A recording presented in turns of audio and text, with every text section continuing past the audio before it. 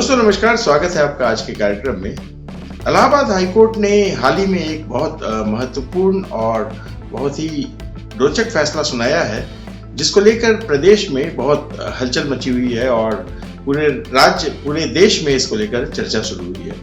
Court ने कहा है कि अगर कोई व्यक्ति हिंदू, सिख या बौद्ध धर्म छोड़कर ईसाई या इस्लाम किसी भी दूसरे गैर हिंदू धर्म में परिवर्तित हो जाता है तो वह अनुसूचित जाति और अनुसूचित जनजाति जो शेड्यूल कास्ट शेड्यूल ट्राइब वाला जो आरक्षण है उसको पाने का हकदार नहीं रह जाता है।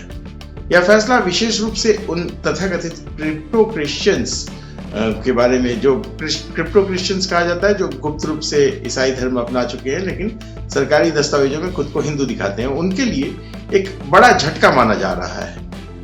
वो मतलब धर्म परिवर्तन के साथ साथ वो आरक्षण का भी दावा करते रहते हैं। ऐसे उन लोगों को इस फैसले के बाद बहुत परेशानी आएगी। संक्षेप में कहा जा सकता है कि धर्म परिवर्तन करने पर SC/ST आरक्षण का अधिकार समाप्त हो जाता है। आइए जानते हैं इसको थोड़ा विस्तार से। इलाहाबाद हाईकोर्ट ने इसे संविधान के साथ धोखाधड़ी करार दिया है। वैसे तो यह फैसला जस्टिस प्रवीण कुमार गिरी की सिंगल बेंच ने पिछले महीने की 21 तारीख को सुनाया था, लेकिन राज्य सरकार अब इस पर गंभीरता से कार्रवाई कर रही है और यह फैसला दरअसल जितेंद्र साहनी नाम के एक व्यक्ति की याचिका पर आधारित है। यह फैसला न सिर्फ उत्तर प्रदेश के एक छोटे से गांव के विवाद से निकला, बल्कि पूरे देश की आरक्षण नीति, धर्मांतरण के मुद्दे और सामाजिक न्याय की जो बहस है उसको लेकर एक नई दिशा दे रही है उसको। आइए जानते हैं क्यों महत्वपूर्ण है इलाहाबाद हाईकोर्ट का यह फैसला और कैसे शुरू हुआ यह मामला। दरअसल यह मामला उत्तर प्रदेश के महाराजगंज जिले के सिंदुरिया थाने के अंतर्गत आने वाले एक गांव है, वहां पर मथानिया लक्ष्मीपुर एकड़ंगा।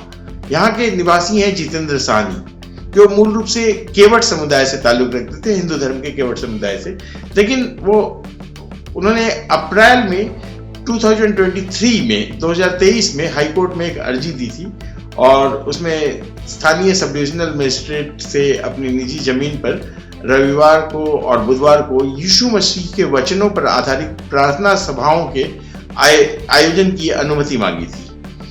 SDM ने इसको मंजूरी दे भी दी थी, लेकिन बाद में जब स्थानीय हिंदू समाज वहां पहुंचा तो उसको उन्होंने फिर वो अनुमति जो है 2023 में ही रद्द कर दी गई। साहनी की यह जो याचिका थी, यह इसी को मेन आधार है इस फैसले का।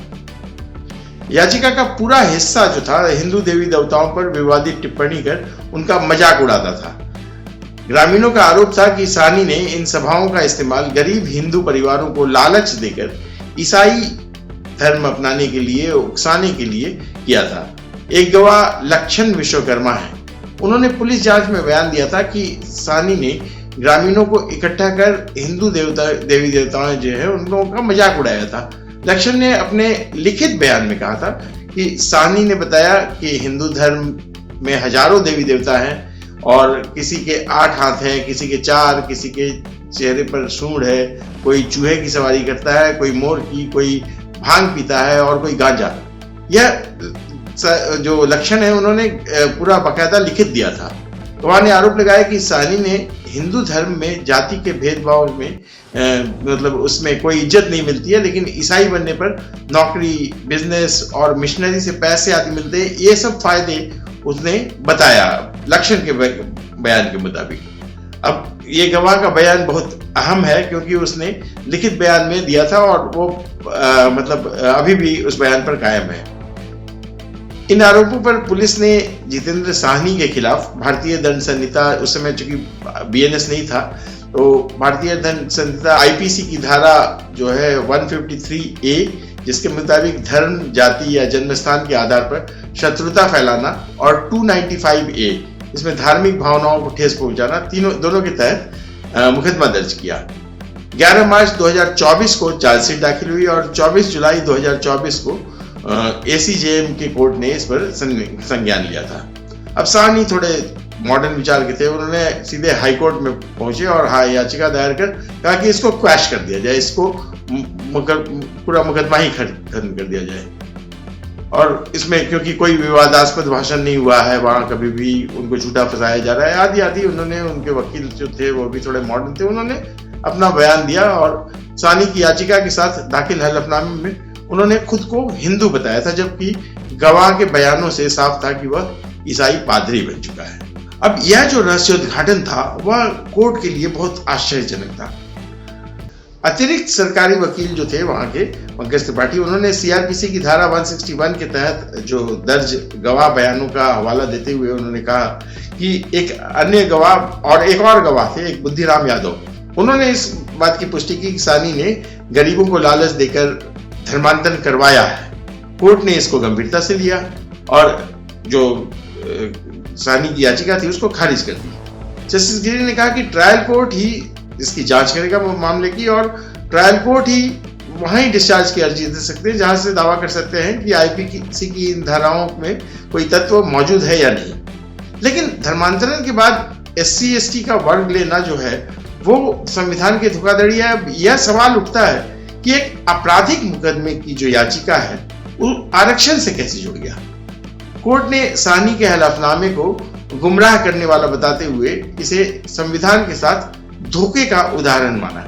जस्टिस गिरी ने स्पष्ट किया कि SC/ST का लाभ केवल उन लोगों के लिए है जो हिंदू, सिख, बौद्ध या जैन परंपरा का पालन करते हैं, क्योंकि जातिवाद जो है इन्हीं चार धर्म में फैला हुआ है।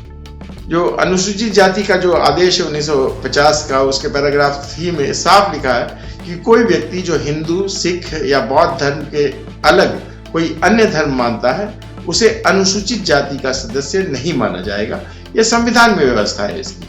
कोर्ट ने हिंदू की परिभाषा पर भी रोशनी डाली। हिंदू उत्तराधिकार अधिनियम 1956 की धारा 2 के अनुसार हिंदू में सिख, बौद्ध, जैन और आर्य समाजी आदि शामिल हैं। जो व्यक्ति मुस्लिम, ईसाई, पारसी या यहूदी नहीं है वह हिंदू माना जाएगा। SC/ST अत्याचार निवारण अधिनियम की धारा 2C भी इसी पर आधारित है। अनुच्छेद 341, 342 के तहत SC/ST की सूची में केवल हिंदू, सिख या बौद्ध ही आ सकते हैं और जैन भी आ सकते हैं। कोर्ट ने जोर देकर कहा कि ईसाई या इस्लाम जैसे मजहबों में जाति व्यवस्था मान्य नहीं है, इसलिए इन मजहबों को अपनाने वाले व्यक्ति ऐतिहासिक जातिगत भेदभाव का शिकार नहीं बनते हैं। तो SC/ST जो अधिनियम है उसका मकसद वास्तव में ऐसी समुदायों की रक्षा करना है जो सदियों से जाति आधारित जो उत्पीड़न झेलते आए हैं। अगर कोई व्यक्ति धर्म बदल लेता है तो वह इस उत्पीड़न से भी बच जाता है और इस संरक्षण का भी हकदार नहीं रह जाता है। जस्टिस गिरी ने कहा कि धर्मांतरण के बाद SC/ST का जो दर्जा है वो बनाए रखना संविधान के साथ धोखा है। यह आरक्षण नीति के मूल सिद्धांतों, सामाजिक न्याय और समानता के खिलाफ है। उन्होंने अपने आदेश में यह लाइनें लिखी और सुप्रीम कोर्ट और अन्य फैसलों का उन्होंने जिक्र किया। कानूनों के जो पुराने इतिहास है, उनका जो ऐतिहासिक फैसले हैं उनका रेफरेंस दिया। इलाहाबाद हाई कोर्ट ने जो ये फैसला सुनाया उसमें सुप्रीम कोर्ट के पुराने और नए फैसलों को ध्यान में रखकर यह फैसला सुनाया। इस फैसले में सबसे प्रमुख है 2024 का S Selvarani versus special secretary district collector मामला। इसमें सुप्रीम कोर्ट ने साफ कहा था कि सिर्फ लाभ लेने के लिए धर्मांतरण करना संविधान के साथ धोखाधड़ी है। तमिलनाडु की एक महिला थी, उन्होंने ईसाई बनने के बाद भी SC प्रमाण पत्र लगाया था और उसमें दायर कर दिया था कोर्ट में, तो कोर्ट ने इसको खारिज कर दिया था। इस मामले में जज साहब ने तब चेतावनी दी थी कि अगर धर्मांतरण सिर्फ आरक्षण का लाभ लेने के लिए छिपाया जा रहा है तो यह इस नीति के ही खिलाफ है। जाहिर सी बात है। तो तमिलनाडु के इस मामले का जिक्र जो है वो यहाँ हाई कोर्ट ने भी किया। इसके अलावा साल 2015 के KP Manu versus chairman scrutiny committee में 3 शर्तें बताई गई थी: जाति की मान्यता, मूल धर्म में वापसी और समुदाय की स्वीकृति। इसके बिना किसी तरह का आरक्षण जो है उसका लाभ नहीं मिल सकता है। यह स्पष्ट था कि धर्म परिवर्तन करने वालों को कोई इस तरह का लाभ नहीं मिलेगा। उन्होंने सुसई केस का जो रेफरेंस दिया था उसमें इलाहाबाद हाईकोर्ट ने 2025 के आंध्र प्रदेश हाईकोर्ट के Akkala Rami Reddy versus state of Andhra Pradesh का भी हवाला दिया था। इसमें ईसाई बन चुके व्यक्ति को SC/ST अधिनियम के तहत सुरक्षा से वंचित कर दिया गया था, क्योंकि ईसाई धर्म में जातिगत भेदभाव है नहीं। आंध्र प्रदेश हाईकोर्ट के जो फैसला था उसमें उन्होंने कहा था कि कन्वर्टेड व्यक्ति को अब उत्पीड़न का शिकार नहीं माना जा सकता है, तो इसलिए उनके पास इस जो आरक्षण है उसका कोई रिक्वायरमेंट नहीं है। ये फैसले दिखाते हैं कि धर्मांतरण या आरक्षण का मुद्दा जो है वो कोई नया नहीं है। 1950 के संविधान के आदेश से ही यह स्पष्ट हो गया था, लेकिन हाल के वर्षों में मिशनरी जो गतिविधियां हैं उनका दुरुपयोग और ये जो इस तरह से आरक्षण का लाभ लेने वाली जो प्रवृत्ति है इसके कारण इसके ऊपर बहस तेज हो गई है। हाईकोर्ट ने उत्तर प्रदेश सरकार को सख्त निर्देश दिया कि जिलाधिकारियों या मतलब जो DM जो कहे जाते हैं, कलेक्टर कहे जाते हैं, उनको 4 महीने का समय दिया गया है कि इस सब की जांच करें कि कौन कौन जो है वो SC/ST का लाभ भी ले रहे हैं और धर्म परिवर्तित भी कर चुके हैं। हाईकोर्ट ने कानूनी कार्रवाई को जरूरी बताया, साथ ही सभी जो जिलाधिकारी हैं उन और मुख्य सचिव को रिपोर्ट देने के लिए भी कहा गया है। तो हाईकोर्ट ने जो गिरी साहब हैं, जस्टिस गिरी, उन्होंने ये फैसला सुनाया है। इस मामले में इलाहाबाद हाईकोर्ट ने महाराजगंज के DM को विशेष निर्देश दिया है कि इस व्यक्ति जो साहनी साहब थे उनके धर्म की जांच की जाए 3 महीने के भीतर, और अगर साहनी का हलफनामा फर्जी साबित होता है तो उसके खिलाफ फर्जीवाड़े के मामले में सख्त कार्रवाई कर दी जाए, ताकि भविष्य में इस तरह के जो फर्जी हलफनामे दाखिल न किए जा सकें और जो फर्जीवाड़े चल रहे हैं धर्म के, मतलब धर्म परिवर्तन भी कर लिए और आरक्षण का लाभ भी ले रहे हैं, ये जो फर्जीवाड़ा चल रहा है इस पर रोक लग सके। कोर्ट ने अल्पसंख्यक और SC/ST दर्जे के बीच जो अंतर है उसको स्पष्ट करने के लिए भी सरकार को निर्देश दिए हैं। इलाहाबाद हाईकोर्ट के इस फैसले से केंद्र और राज्य स्तर पर हलचल मचनी तो तय है, क्योंकि हाईकोर्ट ने भारत सरकार के कैबिनेट सचिव, UP के मुख्य सचिव, समाज कल्याण विभाग के अपर मुख्य सचिव, अल्पसंख्यक कल्याण विभाग के प्रमुख सचिव, इन सबको जो बड़े वरिष्ठ अधिकारी हैं उन लोगों को सबको निर्देश दिया है कि अल्पसंख्यक दर्जा और SC/ST जो दर्जे के बीच सख्त अंतर को सुनिश्चित किया जाए। कोर्ट ने एडिशनल गवर्नमेंट एडवोकेट को भी ये आदेश दिया कि सभी अधिकारियों तक ये आदेश जो है वो किसी तरह पहुंच जाए और इसको अमल में लाया जाए, इसको सुनिश्चित करें। हाईकोर्ट ने अपने आदेश में कहा है कि principal secretary, additional chief secretary, minorities welfare department, government of UP, ये सबको ये मामले को दिया जाए उन लोगों को भी, और अधिकारियों को निर्देश देने के लिए उचित आदेश जो है इसके आधार पर कि जांच किया जाए या कार्रवाई की जाए और पूरा रिपोर्ट ली जाए, उसके लिए उन्होंने कहा है कि इस मामले में जल्दी से जल्दी सरकार इसको तय। Additional chief secretary social welfare को भी, जो उत्तर प्रदेश सरकार के महत्वपूर्ण अधिकारी हैं, उनको भी कानून के अनुसार जो इस कानून के मुताबिक आदेश जारी करने के लिए या कार्य करने के लिए निर्देश दिए गए हैं। अब जो सरकारें हैं उनकी जिम्मेदारी कैसी बढ़ गई है, अभी आपको ये बताते हैं। इलाहाबाद हाईकोर्ट के इस फैसले के बाद UP सरकार के लिए तो खासकर चुनौती बढ़ गई है, क्योंकि UP सरकार की जांच में 4 महीने में फर्जीवाड़ों के हजारों मामले सामने आ सकते हैं। ऐसे में अल्पसंख्यक कल्याण विभाग को SC और माइनॉरिटी लाभों के बीच बैलेंस भी बनाना पड़ेगा। वहीं आने वाले समय के लिए सरकारों को भी SC/ST प्रमाण पत्र जारी करने की जो प्रक्रिया है उसको कड़ी करनी पड़ सकती है, अदरवाइज वो हाईकोर्ट के आदेश का उल्लंघन हो जाएगा। खासकर क्रिप्टो क्रिश्चियन मामले में ये आदेश जो है वो बहुत महत्वपूर्ण होते हैं। आपको थोड़ा समझाते हैं कि क्रिप्टो क्रिश्चियन वास्तव में है क्या। दरअसल जैसा कि आपको शुरू में बताया कि क्रिप्टो क्रिश्चियन जो है वो अपने धर्म को छिपाकर खुद को मूल धर्म जो ये करते हैं। बहुत सारे लोग ऐसे हैं जो जाहिर नहीं करते हैं कि वो उन्होंने क्रिप्टो क्रिश्चियन, मतलब वो क्रिश्चियन हो गए हैं लेकिन बाहर वो हिंदू बने रहते हैं। जितेंद्र साहनी का जो मामला था वो भी ऐसा ही था। वो दिखाने के लिए देवी देवताओं का मजाक उड़ाता है, जीसस क्राइस्ट की तारीफ करता है कि क्रिश्चियनिटी में ऐसा है, हिंदू धर्म में ऐसी बुराइयां हैं, लेकिन वो बाहर अपने आप को हलफनामे में उसने हिंदू साबित कर दिया, तो इसको क्रिप्टो क्रिश्चियन कहा जाता है। जितेंद्र साहनी जो है वो मूल रूप से हिंदू धर्म के केवट जाति से है, लेकिन उसने धर्मांतरण कर खुद को ईसाई होना स्वीकार किया था।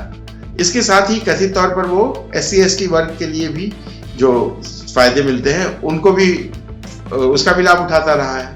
तो उसकी हिम्मत देखिए कि उन्होंने खुद को हाईकोर्ट में भी हिंदू बताया, जबकि पूरे मामले में साफ है कि वह न सिर्फ ईसाई बन चुका है बल्कि वो प्रीस्ट की तरह, पादरी की तरह वो अपना एक पद रखता है और लोगों को उपदेश भी देता है। क्रिप्टो सिक्रेशन का एक सबसे अलग और अनोखा रूप यह है कि वो एक तरफ जहां जितेंद्र जैसा आदमी जो है वो खुलेआम ईसाइयत का प्रचार करता है, तो कई ऐसे लोग जो है को उसने वो कन्वर्ट भी करवाया है, जिन्होंने न तो खुद को सार्वजनिक तौर पर ईसाई बताया और न ही नाम और धर्म कुछ पहचान बदला। यानी ऐसे लोग कागजों पर हिंदू दलित बनकर मलाई भी चाट रहे हैं और प्रैक्टिसिंग क्रिश्चियन भी हो गए हैं। ऐसे कई लोग आपको अपने अड़ोस पड़ोस में भी मिल जाएंगे। तो उन पर ये जो आरक्षण नीति है वो अब सख्त होने वाली है। भारत संवैधानिक रूप से एक धर्मनिरपेक्ष राज्य है। अनुच्छेद 25 हर नागरिक को धर्म चुनने की आजादी देता है, लेकिन कोर्ट ने कहा है कि धर्म बदलना व्यक्तिगत विश्वास से होना चाहिए, न कि इस तरह के लाभ और प्रोपेगेंडा के कारण। ऐसे में कोर्ट का यह फैसला आरक्षण व्यवस्था की नींव को तो मजबूत करता है, साथ में SC/ST कोटा शिक्षा, नौकरी और राजनीति में जो आरक्षण जो है 22.5% आरक्षण जो है वो भी उसको भी एक पुख्ता आधार देता है। लेकिन इसके दुरुपयोग से जो चल रहे हैं उस पर ये लगाम भी कसता है कि कैसे लोग धर्म बदलकर भी इन योजनाओं का लाभ उठा रहे हैं। जो वास्तविक लाभार्थी हैं, जो वास्तविक जिसको जरूरत है, उनको यह लाभ नहीं मिल पाता है। इस पूरे मुद्दे पर जो कानूनी जानकार हैं उन लोगों का अलग अलग मत है कि कोई कह रहा है कि इससे धर्मांतरण रोकने के लिए है, या कोई कह रहा है कि इससे वास्तविक लाभार्थियों को फायदा मिलेगा। हालांकि यह चूंकि कानूनी फैसला है, इसमें कोई राजनीति नहीं होनी चाहिए, मेरा यह मानना है। आपका क्या मानना है आप हमें कमेंट करके अवश्य बताएं। आज के वीडियो में इतना ही। अगले वीडियो में हम किसी और मुद्दे पर आपके साथ उपस्थित होंगे। तब तक के लिए धन्यवाद। नमस्कार। जय श्री राम।